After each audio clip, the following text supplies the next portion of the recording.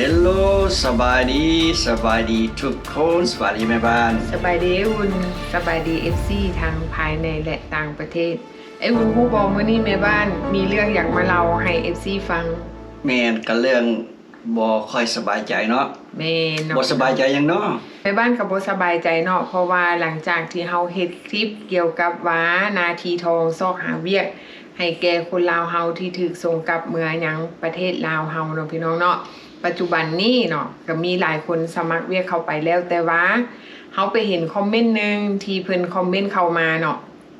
นอกจากว่ามันเป็นคอมเมนต์ที่เฮ็ดให้เฮามีความรู้สึกว่ามันเกิดความเสียหายสำหรับซ่องอุนีเท็กซัสแล้วก็เกิดความเสียหายสำหรับมาดามแอนนี่ที่เพิ่นเป็นผู้อุปถัมภ์ที่เพิ่นตั้งใจเนาะตั้งใจเปิดรับสมัครเอาคนลาวที่ถูกส่งกลับเมืองยังประเทศลาวเพิ่นถือว่าเป็นผู้ใจบุญที่เพิ่นให้โอกาสคนที่เคยกระทำผิดหรือว่าคนที่ผิดพลาดไปด้วยตั้งใจก็ดีบ่ตั้งใจก็ดีแล้วไปเริ่มต้นชีวิตใหม่อยู่ประเทศลาวเพิ่นก็เลยให้โอกาสคนลาวด้วยกันเนาะเพิ่นก็อยากซอยเอาไปเฮ็ดเวียกนำและมาดามแอนนี่นี่เพิ่นก็มีบริษัทมีธุรกิจหลายอย่างคนงานเพิ่นก็มีเป็นพันเนาะบ่แม่นว่าจะรับเอาแต่ดิพอร์ตี้อันนี้ถือว่าเป็นโอกาสดีสำหรับคนดิพอร์ตี้เนาะอันนี้เพิ่นตั้งใจอยากซอยสำหรับดิพอร์ตี้แม่เพิ่นมีน้ำใจว่าคนมาแต่อเมริกาเนาะก็เลยให้โอกาสแม่เพราะฉะนั้นก็เลยมาเห็นคอมเมนต์ตัวนี้เพิ่นก็เลยเบิดกำลังใจ1เบิดกำลังใจ2เนาะมาดามแอนนี่เพิ่นก็เป็นคนที่มีภาพพจน์อยู่ในสังคมถือว่าเป็นสิ่งที่หลายคนยอมรับในด้านธุรกิจเพิ่นก็เป็นธุรกิจผู้หญิงคนหนึ่งและเพิ่นก็เฮ็ดเวียกเกี่ยวกับซอยเหลือสังคมและเฮ็ดเวียกหลายๆอย่างที่ซอยเหลือสังคมเนาะทั้งเบื้องหน้าและก็เบื้องหลังและนอกจากนั้นแล้วเพิ่นก็ยังเห็นว่า2คนเฮาซ่องอุนีเท็กซัสซอยเหลือสังคมลาวเพิ่นก็เลยอยากยืนมือเข้ามาซอยโดยที่ให้เฮานี่เป็นผู้ต่างหน้าที่ประกาศซอกหาเวียกเหตุงานทำเนาะเพราะว่ามันจะง่ายสำหรับคนใดที่มีพี่น้องอยู่สหรัฐอเมริกาเนาะที่ว่าได้บอกกันแล้วก็ติดต่อหากับคนอยู่เมืองลาวมันก็ง่ายนอกจากนั้นแล้วเนาะเพิ่นก็ยังให้ที่พักเนาะให้เวียกเหตุงานทำเนาะแล้วก็ให้พี่น้องสามารถไปยามได้ให้อิสระเนาะอันนี้เขาได้ประกาศให้เพิ่นเทื่อที่2เทื่อทำอิฐเพิ่นก็เปิดรับ4คนอยู่ส่วนเพิ่นเนาะบ่พอมื้อเพิ่นก็ได้รับเอาเกินกำหนดได้5คนเพราะว่าเนื่องจากว่าหนึ่งในนั้นเนาะเพิ่นถูกส่งเมืองลาวแล้วเพิ่นก็ได้ไปได้เมียอยู่พุ่นแล้วเพิ่นก็เอาเมียมาสมัครนำแล้วมาดามแอนนี่เพิ่นก็เห็นใจเนาะว่าโอ้แบบว่าผัวเมียซอยกันทำมาหากินเพิ่นก็เลยรับเอาทั้งผัวทั้งเมียธรรมดาเพิ่นสิรับแต่4คนแม่นเพิ่นจะรับแต่ผู้ชาย4คนบังเอิญมีผู้หนึ่งที่ว่าเพิ่นไปได้เมียอยู่แล้วเพิ่นก็เลยเห็นใจเพิ่นก็เลยรับเอามาเพิ่มมาเป็นแม่บ้านเนาะแต่ว่าเนาะหลายคนอาจสิอยากรู้ว่าคอมเมนต์นั่นมันว่าจังไดเนาะเฮาสิอ่านคอมเมนต์ให้ทุกคนฟังแล้วเฮาก็อ่านไปพร้อมๆกันเลยเนาะเฮาสิขึ้นหน้าจอนี่ให้แม่นเนาะมีผู้หนึ่งเราคอมเมนต์เข้ามาเฮาขอสงวนบ่ออกสื่อเนาะเพิ่นคอมเมนต์มาว่ามันแม่นแท้บ่อย่าสุฟ้าวเสือเด้อย่านเป็นพวกสแกมเขาสิล่อไปขายใส่แรงงานให้จีนให้เกาหลีซุมื้อนี้สแกมเมอร์มันมาทุกรูปแบบให้ระวังไว้ก็ดีต้องตรวจสอบเบิ่งว่าเขามีหากฐานน่านับถือบ่เป็นธุรกิจแท้จริงบ่ย่านคนซุมื้อนี้มันบ่ย่านบาปกรรมหยังเด้อขอเพียงแต่ได้เงินอย่าฟ้าวไปเชื่อตามดีคนที่ถูกส่งเมือเขาแห่งถูกหลอกง่ายเพราะต้องการเวียกต้องการเงินเขาว่าแนวใดก็เชื่อเพราะบ่มีทางเลือกถ้าเป็นแท้ก็ยอมือสาธุที่จะซอยเหลือคนที่หนีฮ้อนไปเพิ่งเย็นนะคันเป็นสแกมเมอร์ก็จะสู้เฮ็ดพวกเขาเจ้าท้อนเขากระถึกในประเทศบ่มีบอนอยู่แล้วเนาะยังสิมีคนมาหลอกโอ้ยพอดีเลยเนาะฝากพี่น้องลาวเฮาเบิ่งช่วยกันแด้ไปอาศัยอยู่บ้านเกิดเมืองนอนของตัวเองก็หวังว่าสิได้ ก็หวังว่าสิดีผัดแฮงให้บ่เป็นได้เนาะฝากให้คิดพิจารณาเด้อเพิ่นว่าเด้อันนี้คอมเมนต์ที่เพิ่นเข้ามาเฮาก็ขอบใจในความหวังดีของคนที่คอมเมนต์เนาะแต่ว่าการคอมเมนต์ของเฮาออกมานี่เพิ่นบอกว่าย่านว่าหลังจากที่เฮาประกาศออกไปให้คนมาสมัครเวียกเนาะเฮาก็ได้บอกชื่อบอกเบอร์โทรเนาะขึ้นอยู่เทิงหน้าจอแล้วเฮาก็มีคลิปให้เบิ่งและหลังจากนั้นเฮาก็มาเห็นคอมเมนต์เนาะมันเฮ็ดให้คือว่าเฮาเฮ็ดคลิปออกไปนี่คือเฮาบ่ได้พิจารณาคือเฮาบ่ได้ตรวจสอบเนาะการที่เฮาเฮ็ดคลิปออกมาซอยเหลือคนบ่แม่นเฮาเฮ็ดลอยๆบ่แม่นเฮาเฮ็ดเล่นๆเนาะเพราะว่าเฮาเฮ็ดเพื่อซอยเหลือสังคมเฮาคิดว่าเพิ่นเป็นเจ้าของบริษัทอีหลีเพิ่นมีตัวตนแท้เนาะเฮาจึงเอามาเฮ็ดคลิปเพื่อประกาศให้คนไปสมัครเวียกอันนี้มันเกิดความเสียหายที่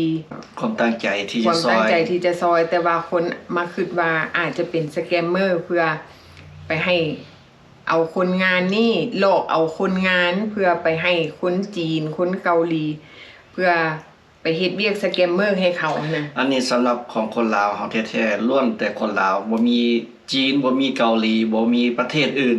อันนี้ลาวซอยลาว แม่นแล้ว 100% แม่นเนาะเฮาก็อยากบอกว่าการที่เฮาเฮ็ดคลิปออกมาเฮาก็บ่ได้เฮ็ดลอยๆแล้วมันก็เสียหายมาทางเจ้าของคลิปนำเพราะว่าเฮาเป็นผู้ประกาศมันคล้ายๆคือเฮาเฮ็ดหยังออกไปแล้วเฮาบ่พิจารณาอยู่บ่อยู่แล้วเอาออกมาประกาศอยากให้คนไปเฮ็ดเวียกกับประกาศมันเป็นไปบ่ได้ แม่น ทุกสิ่งทุกอย่างเฮาก็ได้สอบข้อมูลคักแน่ แม่นแล้ว ก่อนเฮาสิหยังลงไปเฮาก็ต้อง research เนาะ แม่น แม่นนั่นเฮาสิเว้าหยังลงไปเฮาก็ต้องระมัดระวังเพื่อผลกระทบกลับคืนมาก็ยกตัวอย่างที่คอมเมนต์ของคอมเมนต์พุ่นนี่ล่ะ แม่น มันแบบมันกระทบจิตใจ หนึ่งมันกระทบจิตใจสองมามันกระทบถึงภาพพจน์ของเพิ่นเนาะเพราะว่า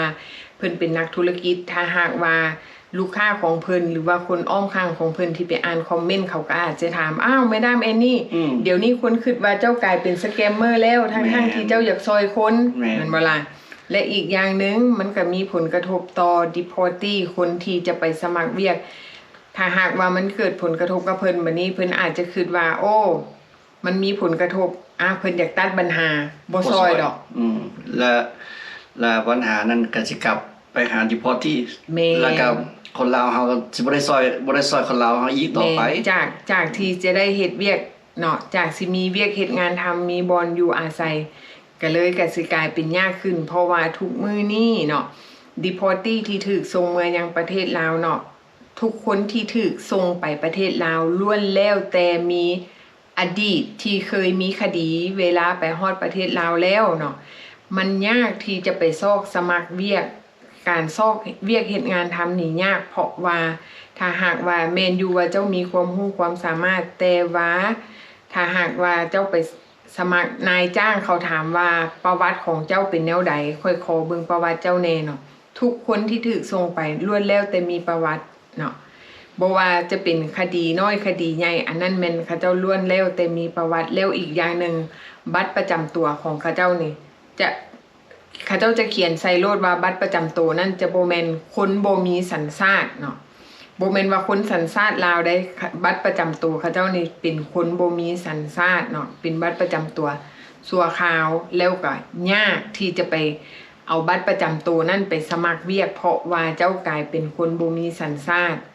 เนาะอันนี้มันมีผลกระทบหลายอย่างแม่นอยู่ว่าเฮาคอมเมนต์ด้วยความหวังดีแต่ว่าการคอมเมนต์ของเฮาเข้าไปมันก็มี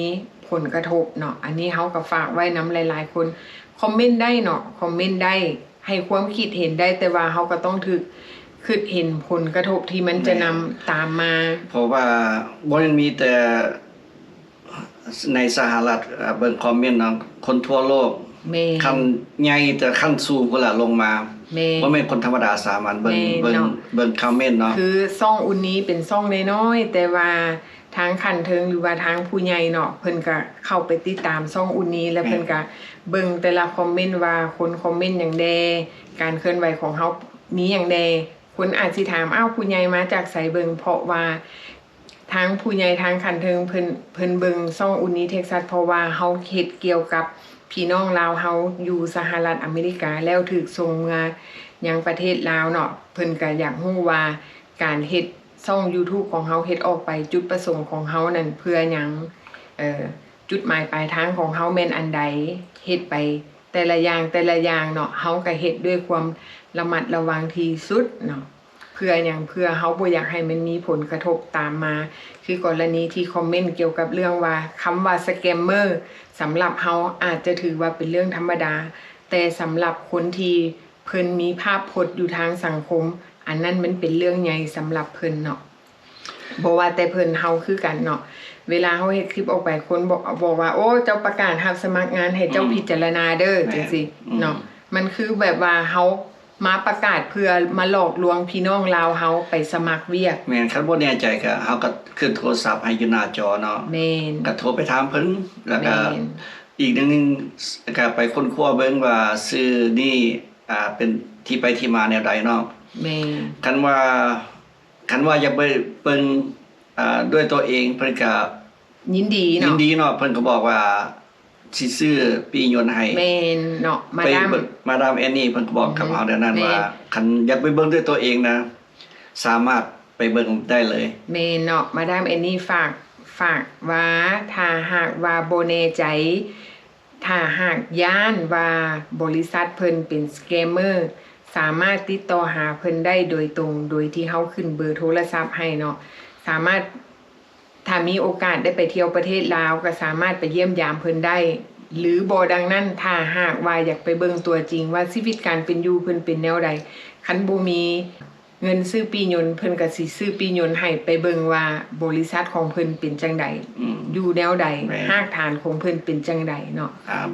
ก็ขอเข้าไปเบิ่งFacebook ของเพิ่นก็ได้เนาะ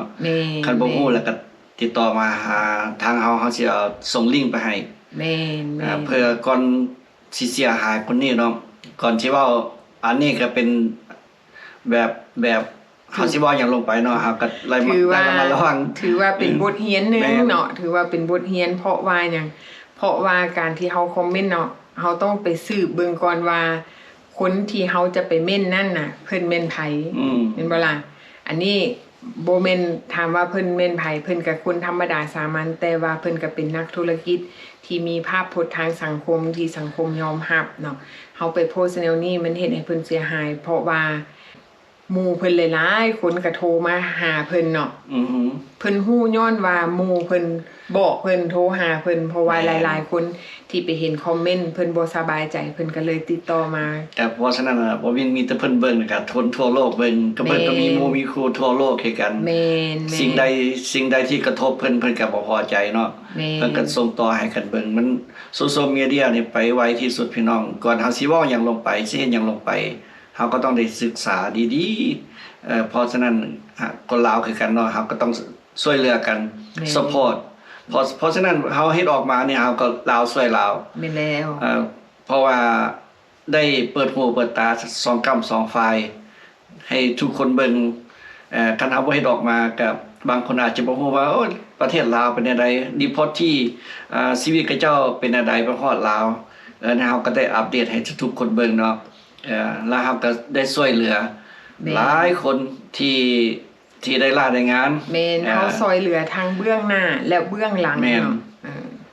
ทั้งที่ฮู้แล้วก็บ่ฮู้เนาะอันนี้แม่นเฮาก็ฝากไว้เป็นบทเรียนเนาะสำหรับคนใดที่จะคอมเมนต์